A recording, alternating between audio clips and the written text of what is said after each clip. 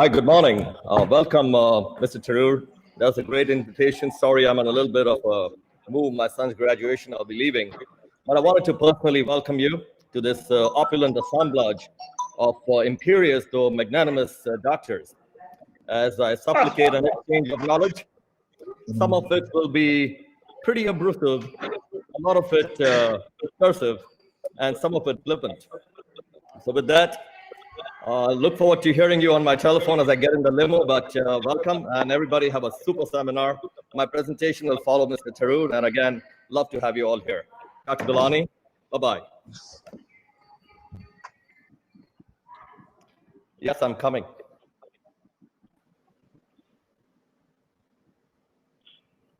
So can we look forward to having Dr. Tharoor.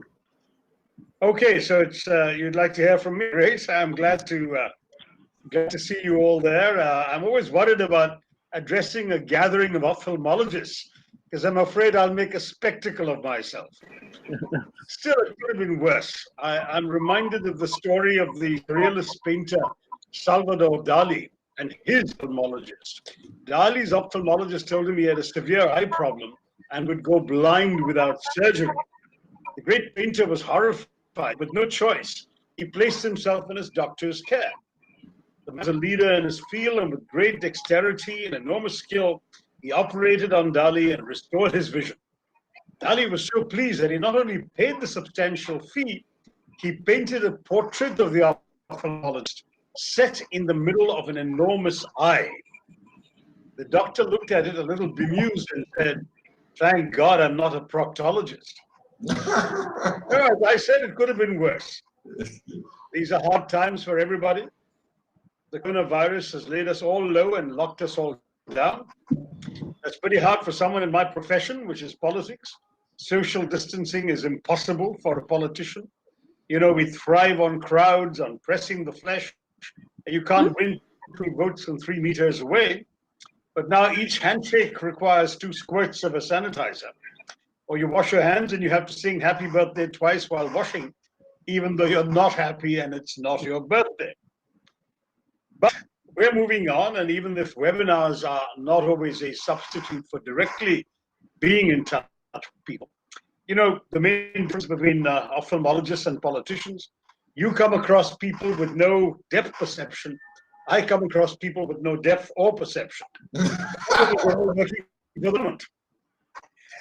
Anyway, unemployment is soaring. Ophthalmologists are also affected. In fact, an attractive young lady told me she goes to the eye doctor just to be alone in the dark with a man who still has a job. Of course, the ophthalmologist looked into her eyes and told her she had twin pools of desire or conjunctivitis. The environment is improving, though. We can finally see the blue sky and wisps of clouds above it, which is normally enveloped in a gray haze. The haze that is just when the air is breathable and clear that people have to go around wearing masks. Anyway, you don't need to be an eye doctor to know how the profile of your, to notice how the profile of your client demographic is changing, literally. People have been told to stay at home so we can flatten the curve. But with nothing to do but make periodic trips to the refrigerator, I can tell you people aren't flattening the curve, they're fattening their curves. Now, one good thing about all these webinars is that we only need to dress the top half of our bodies, since that's all anybody sees. We discover which pajamas are for sleeping, which pajamas are for exercise, and which pajamas are best for webinar wear. So our wardrobe choices these days are confined to normal pajamas, exercise pajamas, formal pajamas. Anyway, I know my jokes are even more lame than my friend Dr. Sethi's. He asked me once, where do ophthalmologists listen to music? His answer, iTunes. Dr. Limit, I once asked Dr. Sethi, what's this floater doing in my eye? And he replied, the backstroke. But the truth is that Dr. Sethi would rather not be known as an ophthalmologist. He prefers to be considered a visionary. In his introduction, he spoke of sight, insight, and foresight. So let's discuss what might be a credible vision for the post-COVID world. A few minutes, and then I'll be happy to take any questions you may have. There are a number of trends that will affect all of us, some more in some countries than others, so I won't try and do a comprehensive thing. But if I had to pick half a dozen issues that will affect everybody everywhere, I think one concern that's clearly rising in India and in many other countries is the real risk of the rise of the surveillance state. That is, that all of us have been told at the very beginning of this crisis the lack of credible data in actually being able to trace people with the virus was a serious problem. So people started inventing apps to do that, to provide contact tracing. Governments leapt on. Today we have an app called the Arunodaya Deseret Eye app, which has been made mandatory by the government. If you want to catch a plane, catch a train, be evacuated, go to work in the government, etc. And the problem with that is it uses the app itself plus cell phone towers plus mobile cell phone towers, Bluetooth and GPS to trace your every movement in order to beep if you come within 50 meters of anyone who's been diagnosed with COVID. The problem is, of course, it can also trace where you're going, who you're meeting, even after COVID is over. And this is something that remains a serious risk to people's privacy. And there are similar problems with many similar apps in other countries. There is a great risk, I think, if I were to take a second issue, of an increase in mental health problems in the world. We're seeing more and more reports, even in a country like India, where we don't have much of a tradition of going to psychiatrists. We go to more ophthalmologists than we go to shrinks. But certainly there's a rise now in mental health problems from people in domestic violence, all sorts of challenges. And this is something that I think we all need to watch out for. A third, perhaps slightly more benign likely development is changes in the way we live. One obvious change is the fact that we are doing so much online and virtually that we will presumably find ourselves in a situation where many companies will continue to resort to this kind of work pattern more and more, rather than obliging people to congest the roads and pour themselves trains and buses to get to offices. That kind of significant change will have other kind of knock-on effects. Of course, it will require countries to dramatically increase their broadband capacity. In India, we are, I think, 92nd in a list of 103 countries when it comes to broadband range, depth, and speed. So I think certainly we need to improve that dramatically if we want to get onto that particular bandwagon. I believe we should, at least for kind of white-collar work.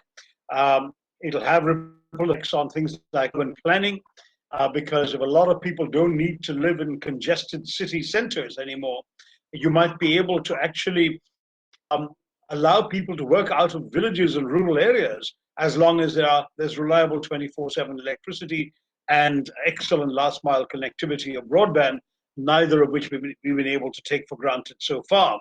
And you can start decongesting our over-congested cities in the process. So there's some interesting issues there that are going to arise for issues of urban planning, for transport infrastructure, as well as for the kinds of future for offices, office buildings. Will people need to be in large office buildings anymore? A lot of these things are much less clear. You all know Twitter has allowed everyone to work from home as much as they like indefinitely, well beyond COVID. That's one company, Silicon Valley company, so ahead of its time, but others may well be inspired by that example. Three more quick points on global trends. I think one thing is very clear: we're going to be seeing much more deglobalization. That is, that there's an increase in nationalism, which was already apparent before the coronavirus.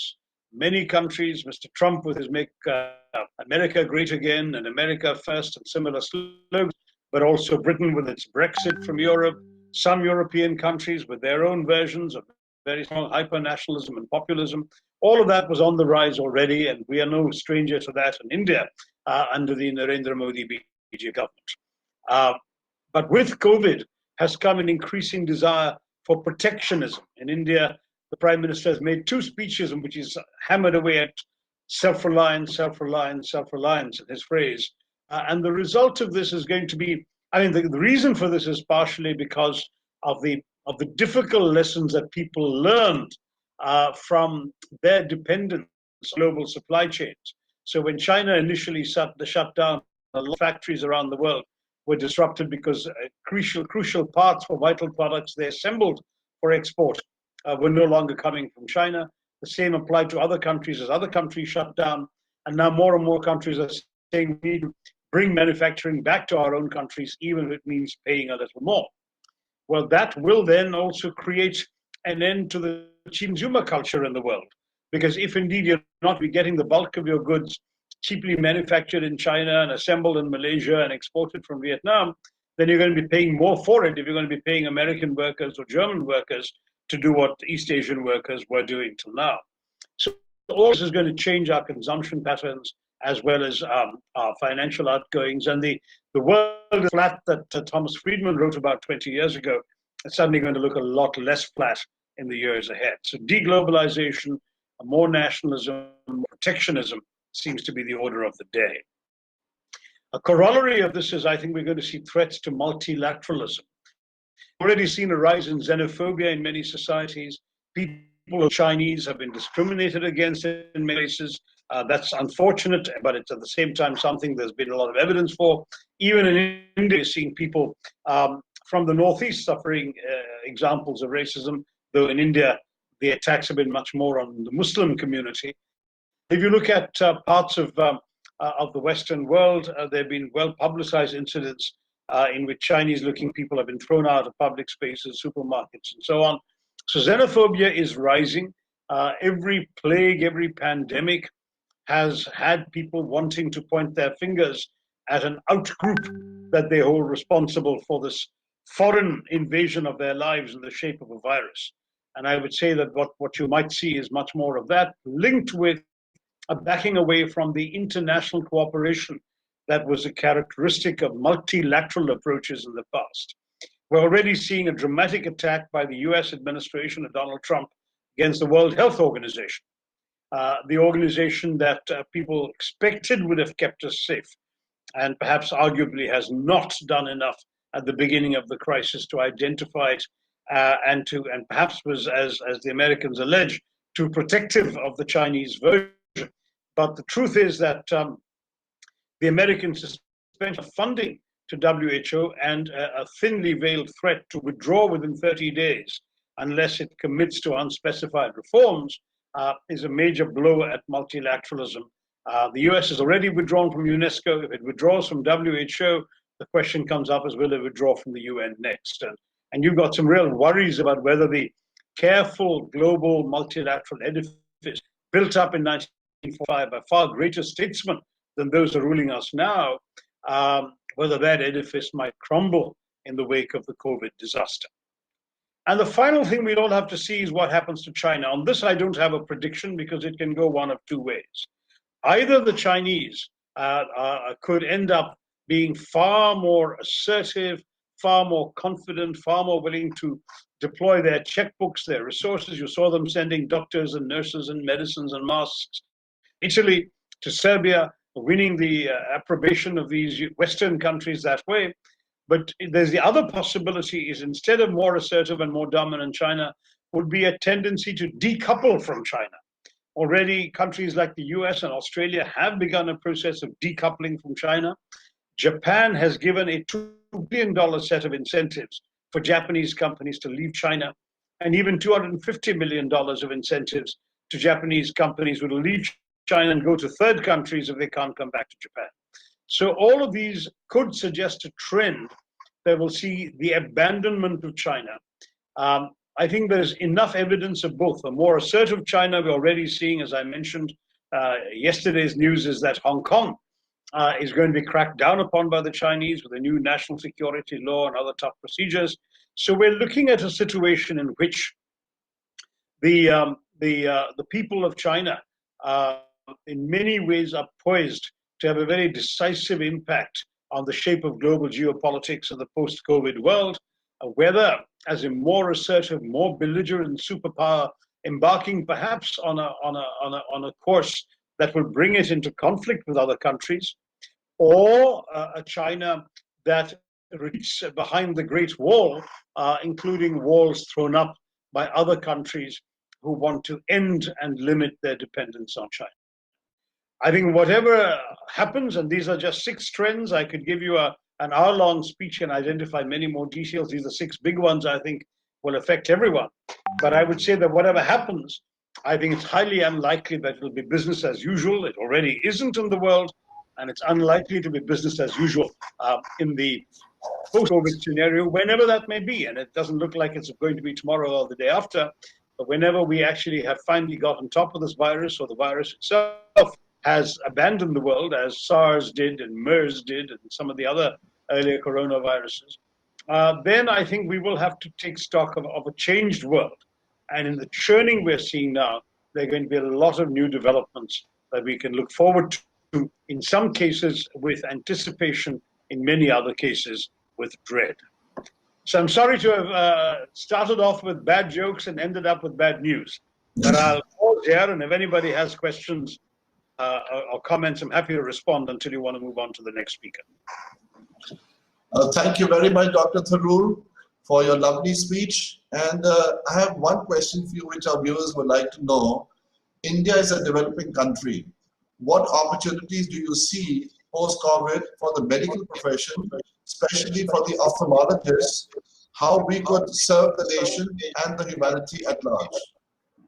Well, certainly I think the medical profession is going to matter very much more already, because it's shameful that the government of India only spends 1.28% of GDP on public health. And we're clearly going to need to spend very much. There's going to be a lot more resources coming into medicine. And my appeal to the profession is to do a lot more innovative work, and to do it in ways that will be responsive to the real needs of the Indian people, and particularly the poorer segments of our society.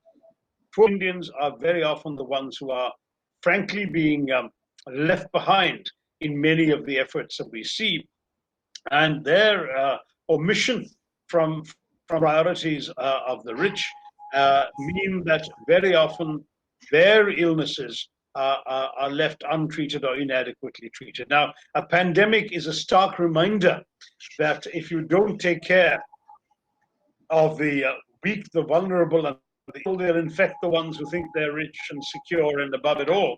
And we're all in this together. Viruses are no respecters of bank accounts. So I hope that we will see a much more active and busy medical profession with a lot more resources, a lot more priority, but also a need to innovate and to bring their services to a larger population. If you look at the state that everyone hails as a model of success, it's mine, Kerala. In Kerala, we have a very robust public health infrastructure that extends all the way to the rural areas. Every village has a functioning community health center or primary health center with nurses and doctors and medicines. And if we can move in that direction for the whole of India, it would be a great try. Ophthalmologists, in many ways, have not been specifically challenged by COVID, because while COVID seems to affect every internal organ, there's no specific example of eye damage coming out of it. But in the general re-emphasis on public health, eye health is also something that we can focus on in the time ahead.